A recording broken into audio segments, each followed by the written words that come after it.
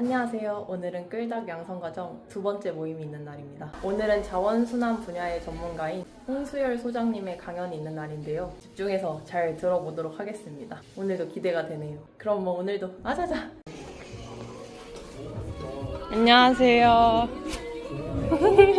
안녕하세요.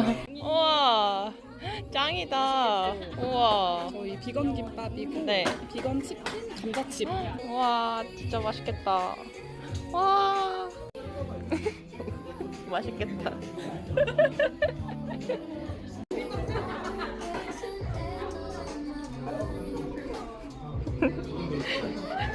닭장님, 네. 뭐 쓰시고 계신 거예요? 사진 사람. 저 아닌데요? 저 안 뜯었어요. 아, 반가워. 여러분 안녕하세요. 오늘 2교시 시작하도록 하겠습니다. 가장 먼저 지난 1교시를 좀 돌아보고 그리고 나서 저희 오늘 특별 강의 홍수열 소장님 강연이 있을 거고요. 그리고 마지막 네트워킹으로 오늘도 2교시를 마무리해보려고 합니다. 지난 시간 우리는 어땠는지 짠!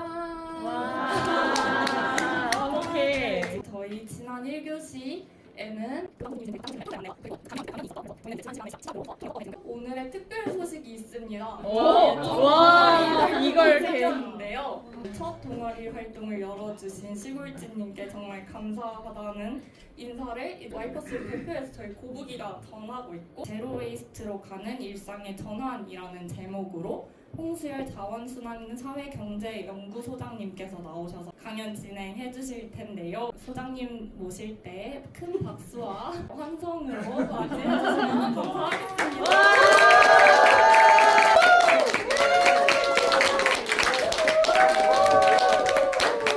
그만해주세요. 부끄러워.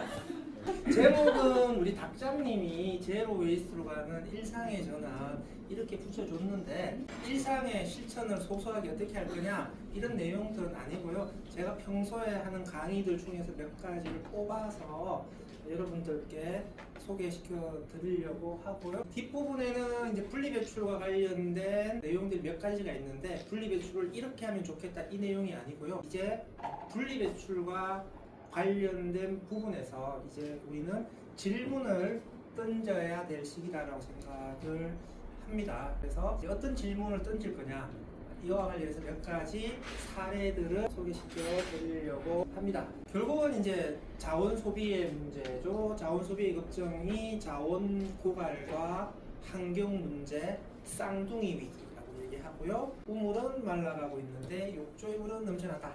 자원은 고갈되어 가고 있는데 쓰레기는 넘쳐난다. 우물을 계속 파야 되는 거냐? 욕조의 크기를 키워야 되는 거냐? 그러지 말고 제발 좀 수도꼭지를 잡는 거자. 자원 소비가 통제되지 않으면 이 문제는 해결되기 어렵다라고 하는 거죠. 도대체 그러면 자원 소비가 어떻게 되고 있는 거냐? 1900년에 1년에 인간이 한 70억 정도의 자원을 채굴했다라고 추정을 해요. 지금은 1000억 톤을 해마다 캐다 쓰고 있어요.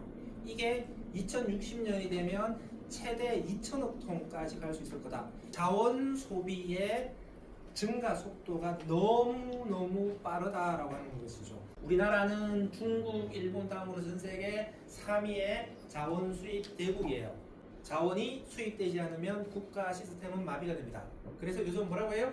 자원 안보라고 하죠. 그러니까 자원 공급망의 문제를 얘기할 때 이제 단서가 붙는 거죠. 환경에 충격을 주지 않으면서 안정적으로 자원이 공급돼야 돼. 이게 지속 가능한 자원 조달이야.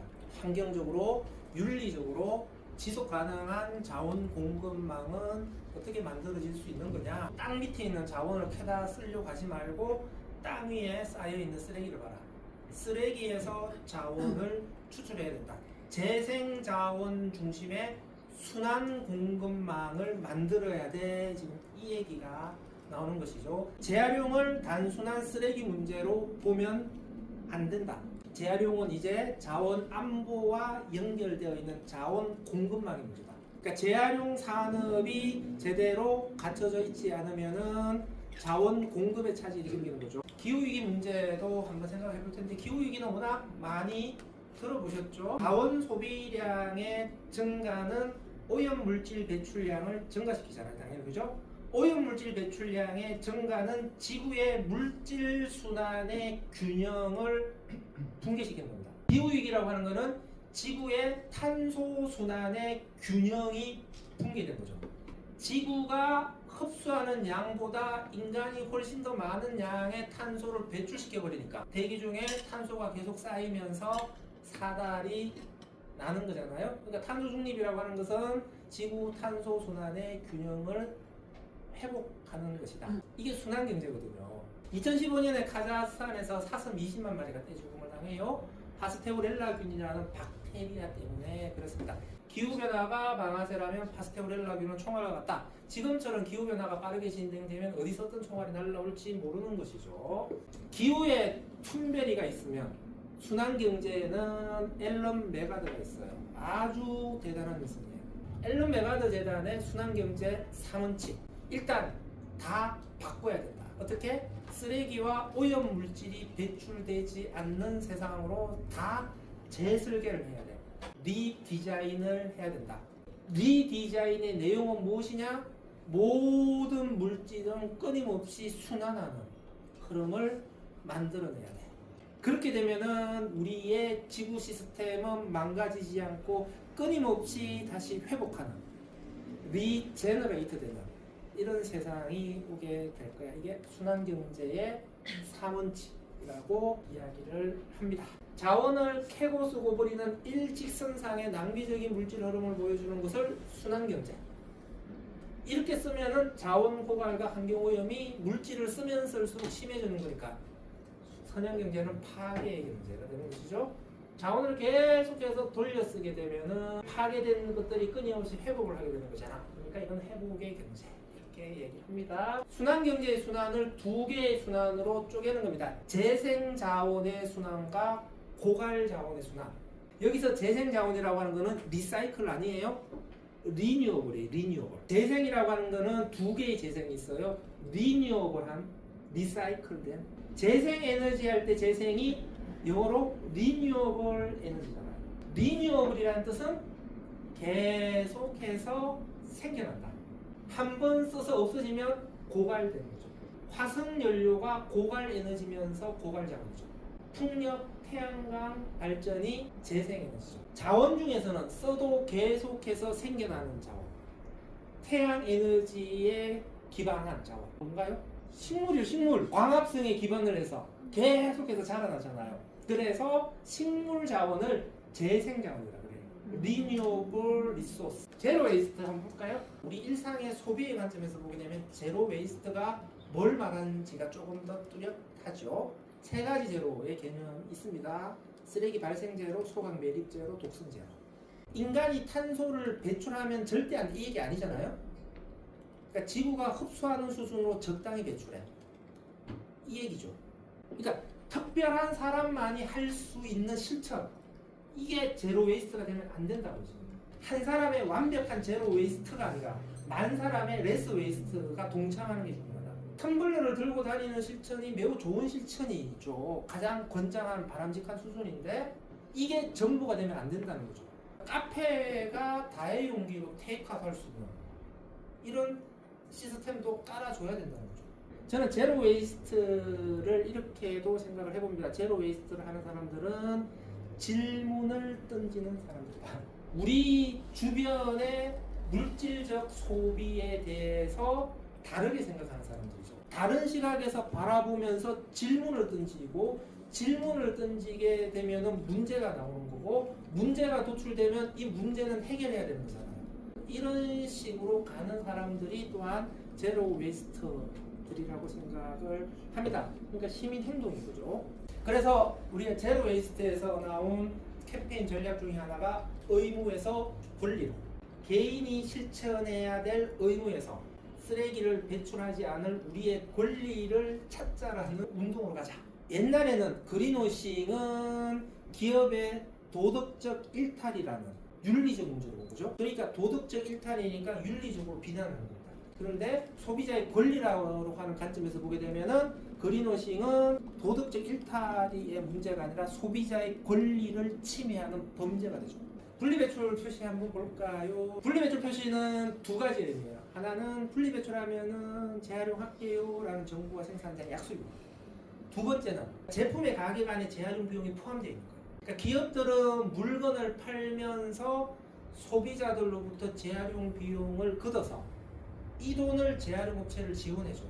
이게 생산자 책임 재활용 제도, EPR 제도가 작동하는 방식이에요. 분리배출은 소비자의 의무이면서 소비자의 권리다. 요거는 쓰레기로 버려. 오른쪽은 재활용 어려운 표시잖아요. 이거는 물리적으로 재활용이 어려우니까 종량제 봉투로 버려주세요 라는 의미가 아닙니다. 종량제 봉투로 버리라는 건 이게 있잖아요. 이건 분리배출 하라는 얘기예요. 재활용 어려우면 기업들 보고 재활용을 방해하는 요소가 있으니 빨리 제품을 개선하시오. 이 제품에 재활용을 더 잘 되게 하기 위해서 뭔가 개선할 여지가 있는 제품이다. 생산자가 해결해야 될 문제. 술 마시고 드시는 이 컨디션 보면 재활용 어려움이 돼 있어요. 왜 그러냐? 이 녹색병은 재활용이 잘 되는 병이란 말이에요. 병 자체는 아무런 문제가 없습니다. 마개가 문제예요. 알루미늄에 플라스틱이 씌워져 있는 이중 마개잖아요. 컨디셔너는 마개는 그냥 열어서 쓰레기로 버리셔야 돼요. 저거는 재활용을 방해하는 마개예요.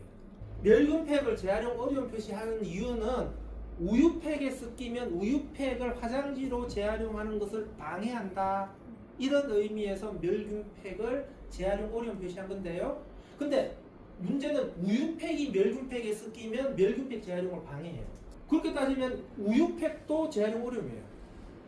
멸균팩 재활용을 방해하는데? 그러니까 이거는 우유팩과 멸균팩을 따로 어떻게 선별할 거냐. 각각 선별해서 재활용을 할 시스템 개선으로 가야 되는 것이지. 이렇게 표시를 해버리니까 서울환경연합에서 조사를 해봤더니 시민들의 30%가 이것 때문에 종량제 문제가 있더라. 착각해서. 부피가 작은 놈들은 선별이 안 되는 거예요. 재활용이 안 되는 겁니다. 볼펜도 마찬가지죠. 중학생이 모나미 회사에 질문을 던졌던 날. 볼펜은 어떻게 배출하면 돼요? 볼펜을 분해하라. 스프링은 고철로 버리고 심은 쓰레기로 버려라. 그리고 나서 플라스틱으로 배출하라. 아니 볼펜 자체가 부피가 작아서 선별이 안 되는데 이걸 분해까지 하라고. 부피가 작은 플라스틱은 분리 배출 방법으로 해결이 안 된단 말이에요. 따로 모을 수 있는 뭔가의 프로그램이 필요한 것이죠. 이런 것도 마찬가지가 되는 것이죠. 컵라면 용기 한번 볼까요? 이놈은 국물 자국 때문에 색깔이 들어가 버리잖아요. 색깔 있는 스티로폼은 재활용이 안 돼요. 흰색만 돼요. 그러면 햇볕에 말리면 저기 색깔이 없어져요. 그러면서 컵라면을 드시고 나서 뽀득뽀득 씻으신 다음에 베란다에 내놓아서 햇볕에 말리세요. 그래서 색깔을 없앤 다음에 분리배출하세요. 이렇게 소비자들을 교육시켜야 될 문제냐는 거죠. 아니 햇볕에 말리면서까지 내가 그렇게 해야 돼? 현타가 오죠. 아니 뭐 아예 사용을 금지시키면 되는 거 아니에요. 종이 컵라면 용기는 그냥 음식물 찌꺼기만 세척하면 종이로 배출하면 종이 재활용이 된다고요. 언제까지 이게 소비자의 분리배출 문제로 끌고 갈 거냐. 마지막으로 요거는 스티로폼이 아니에요. 스티로폼이 아니니까 지금에서는 이걸 뭐라고 하냐면 그냥 쓰레기로 버려라 라고 하는 것인데, 이거는 기술적으로 보게 되면은 비닐로 들어가도 돼요. 비닐하고 같이 재활용하는 데는 아무런 문제가 없어요. 그러면 우리가 분리배출 교육할 때 저거는 스티로폼 아니라 비닐로 버려야 되는 겁니다. 이렇게 지금 교육하면 되거든요. 이건 EPRS의 제도의 문제예요. 그러니까 비닐 재활용하는데 지원금을 줘야 되는데 요 놈은 비닐 지원금 지원 대상이 아니라서 그래요. 이거는 그냥 위에서 제도만 살짝 조정을 해주면 될 문제예요. 그러니까 이걸 하지 않고 지금 왜 자꾸 우리 보고 쓰레기로 버려라 라고 하는 것이냐. 그래서 그동안에 우리가 이렇게 분리 배출을 해야 됩니다 라고 하는 교육에 치중했다라고 한다면 오히려 소비자의 권리를 침해하는 저런 제품들을 하나하나 발라내가지고 기업들을 괴롭히는 역할을 우리가 좀 해야 되지 않을까. 우리 소비자들이, 우리 시민들이 조금 더 좀 날카로운 질문들과 좀 행동을 해야 된다고 생각합니다. 자, Q&A를 그래도 그냥 바로 가시면 아쉽잖아요. 안녕하세요. 저는 전학생 하모라고 합니다.